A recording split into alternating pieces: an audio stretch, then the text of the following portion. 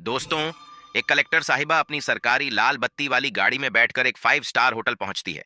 वहां पहुंचने के बाद होटल के अंदर जितना भी स्टाफ था और जितने भी कस्टमर वहां खाना खा रहे थे, वह सभी लोग कलेक्टर साहिबा की तरफ देखने लगते हैं।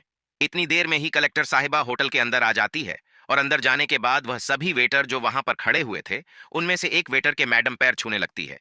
अब इस नज़ारे को देखने के बाद वहां जितने भी लोग थे, वो सभी हैरान रह जाते हैं और सोच में पड़ जाते हैं कि यह इतनी बड़ी कलेक्टर साहिबा है और इस एक मामूली से बेटर के पैर छू रही है। दोस्तों, कौन थी वह कलेक्टर साहिबा और क्या रिश्ता था उनका इस बेटर से, आइए जानते हैं। दोस्तों, उत्तर प्रदेश के जिले में एक परिवार रहता था, जिस परिवार के अंदर पति पत्नी है और उनकी एक बेटी है। जो पति होता है उसका नाम अनमोल होता है। अनमोल मेहनत मजदूरी किया करता है और मेहनत मजदूरी करके पैसा कमाया करता है। इसी पैसे से अपने परिवार का पालन पोषण कर रहा था। उनकी बच्ची जब 4 साल की होती है तो अचानक से उसकी पत्नी की किसी बीमारी के कारण से मौत हो जाती है और पत्नी की मौत होने के बाद अब घर में केवल 2 सदस्य रह गए थे, बाप और बेटी। तो जो अनमोल होता है, उसकी फैमिली वाले उसे समझाते हुए कहते हैं कि कोई बात नहीं बेटा, तुम दूसरी शादी कर लो, अभी तो तुम जवान हो। लेकिन जब अनमोल अपनी 4 साल की बेटी की तरफ देखता है, उसके फ्यूचर के बारे में सोचता है, तो उन लोगों से साफ साफ मना कर देता है। वह कहता है कि मैं कभी दूसरी शादी नहीं करूंगा। अगर मैंने दूसरी शादी कर ली तो मेरी दूसरी पत्नी आएगी, वह पता नहीं कैसी होगी, मेरी बेटी के साथ कैसा व्यवहार करेगी। और ऐसा होता हुआ अनमोल ने कई बार देखा और सुना भी था। इसके बाद अनमोल ही अपनी बेटी का पालन पोषण करने का फैसला कर लेता है और इसी तरह से मेहनत मजदूरी करके उसे पाल पोस कर बड़ा करने लगता है। दोस्तों, उस बच्ची का नाम उन्होंने राधिका रखा था और राधिका अब स्कूल जाने लगी थी। अनमोल मेहनत मजदूरी किया करता और अपनी बेटी का अच्छे से ख्याल रख रहा था और उसकी पढ़ाई लिखाई में उसे आगे बढ़ा रहा था। धीरे धीरे समय बीतता गया और समय बीतने के साथ साथ राधिका भी अब 10वीं क्लास में आ गई थी। और जैसे ही वह 10वीं क्लास में आती है, तो एक दिन अनमोल उससे कहता है कि बेटी, अगर तुम 10वीं कक्षा में अच्छे नंबर ले आओ, तुम्हें तुम्हारी किसी भी एक इच्छा को पूरा कर दूंगा। दोस्तों, गरीब लोग थे। अब इस बात को सुनने के बाद राधिका बहुत खुश हो जाती है और कहती है कि क्या सच में पापा आप मेरी इच्छा पूरा करोगे? तो अनमोल कहता है कि हाँ, मेरी बेटी जो तुम चाहोगी मैं वह कर दूंगा। उसके बाद उसकी बेटी कहती है कि पापा, अगर मैं 10वीं क्लास में अच्छे नंबरों से पास हो जाती हूं तो आप मुझे किसी 5 स्टार होटल में डोसा खिलाकर लाओगे। मेरी सिर्फ यही एक इच्छा है और मैं 5 स्टार होटल के अंदर बैठकर डोसा खाना चाहती हूँ। इसके बाद अनमोल अपनी बेटी से वादा करता है और इधर जो राधिका होती है वह भी दिन रात मन लगाकर अपनी पढ़ाई करती है। कड़ी मेहनत और तैयारी के साथ अपने बोर्ड के एग्जाम देती है।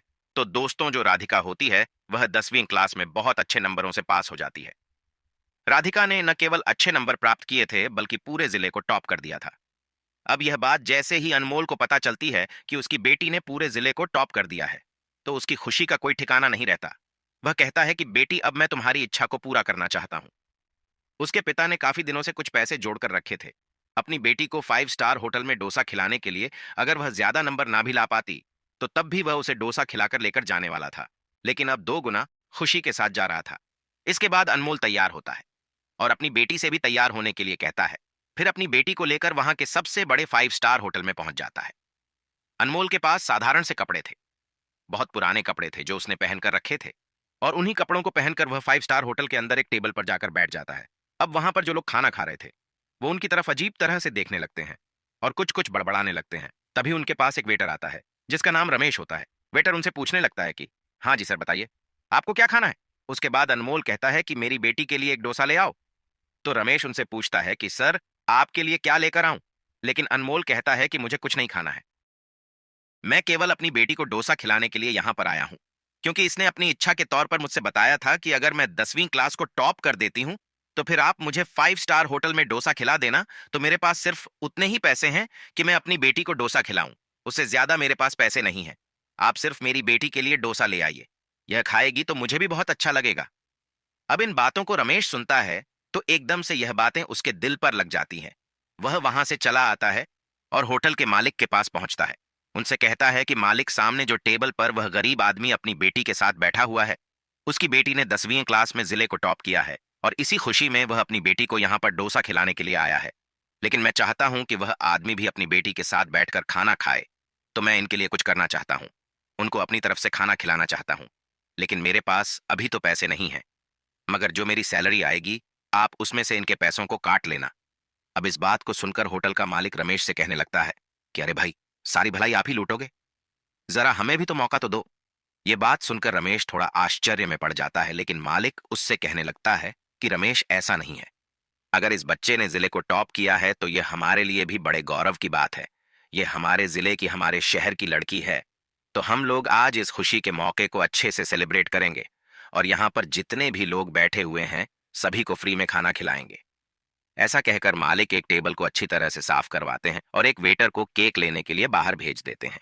थोड़ी ही देर में केक आ जाता है और केक को उस टेबल पर रखकर अच्छे से डेकोरेट किया जाता है। और जो होटल मालिक होता है अनमोल और उसकी बेटी राधिका के पास जाता है और उनको सम्मान के साथ वहां से उठाकर उस टेबल पर ले आता है जहां पर केक रखा हुआ था।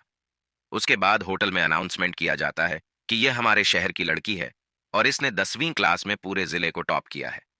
तो इसकी खुशी में आज यहाँ पर जितने भी लोग खाना खा रहे हैं उन सबके लिए खाना होटल मालिक की तरफ से फ्री है।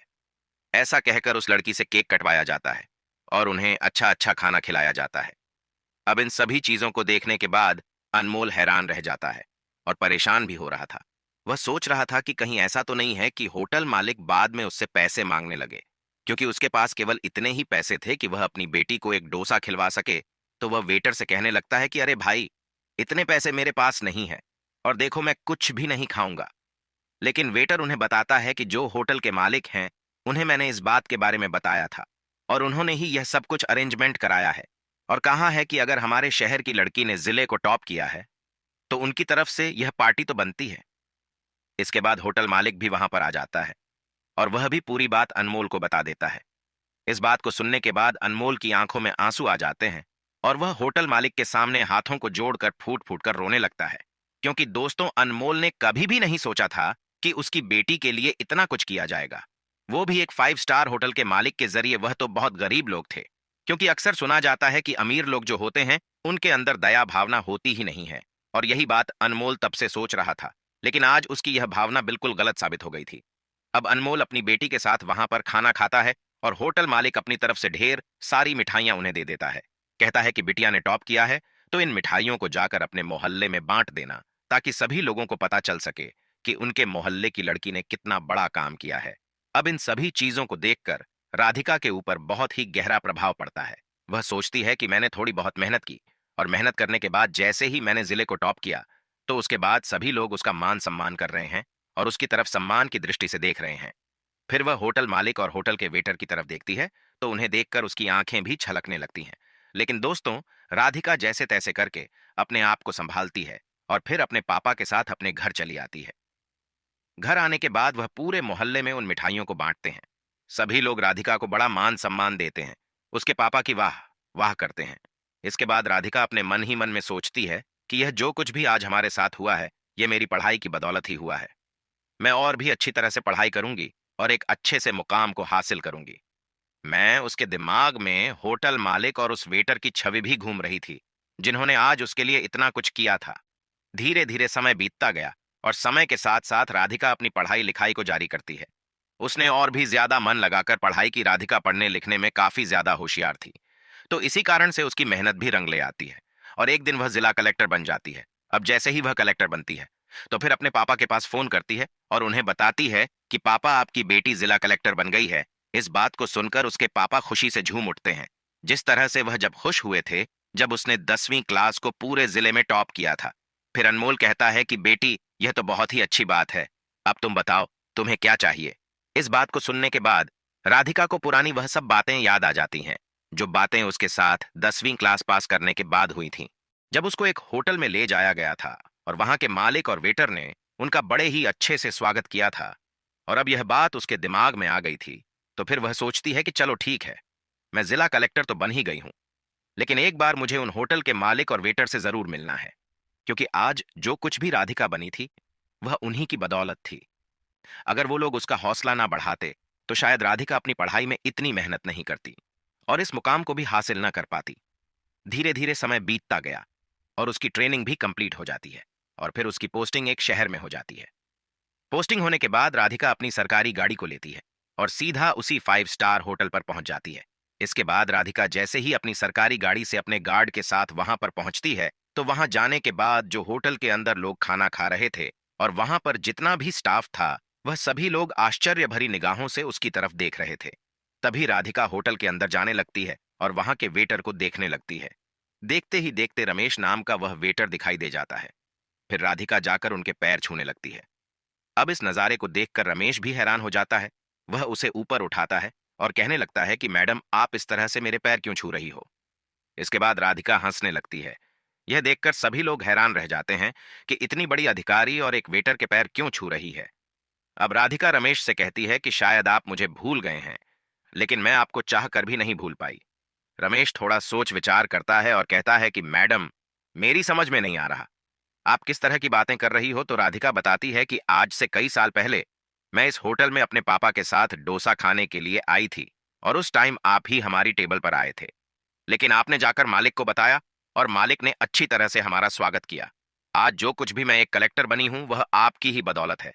शायद अगर आप मेरा हौसला ना बढ़ाते तो मैं अपनी पढ़ाई को एक सीमित दायरे में ही करती। इस बात को सुनने के बाद रमेश को सारी बातें याद आ जाती हैं और वह भी राधिका को पहचानने लगता है। कहता है कि अच्छा हुआ बेटी, जो तुम कलेक्टर बन गई। हमने कभी सोचा भी नहीं था कि तुम कलेक्टर बनने के बाद भी यहाँ पर हमारे पास इस तरह से आओगी। और इस पूरी बात को सुनकर वहां पर जितने भी लोग थे सभी हैरान हो जाते हैं कि एक लड़की कलेक्टर बनने के बाद भी यहाँ पर आई है और उस व्यक्ति के पैर छुए जिसने कभी 10वीं क्लास में उसका इस तरह से स्वागत करके बधाई दिलाई थी।